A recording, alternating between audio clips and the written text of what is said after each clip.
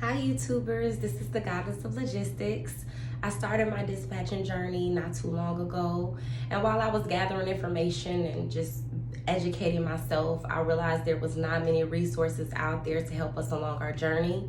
I would find bits and pieces of information from different YouTubers, or there would be that random person who was offering to help just for $500, but there was no in between, so I became it.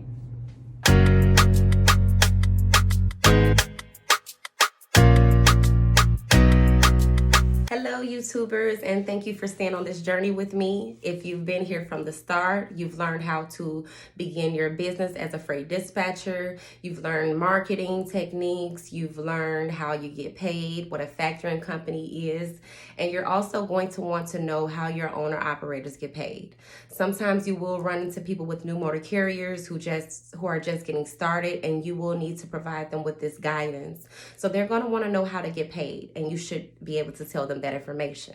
Now, there are about 3 main ways that they get paid that I'll discuss today.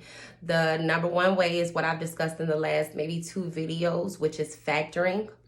Now, what happens with the factoring company is they'll sign up for, you got TAFs, RTS Financial, OTR Financial, and a host of other factoring companies, which you can do your research and see which one works best for you.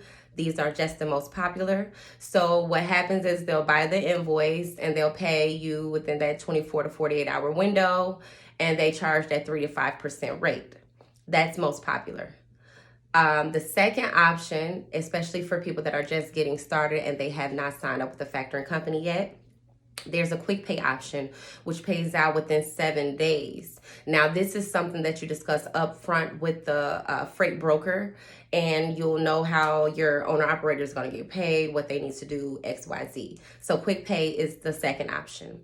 There's a third option where these owner operators will actually have to go to a truck stop where they will cut the check and cash the check right then and there for a fee.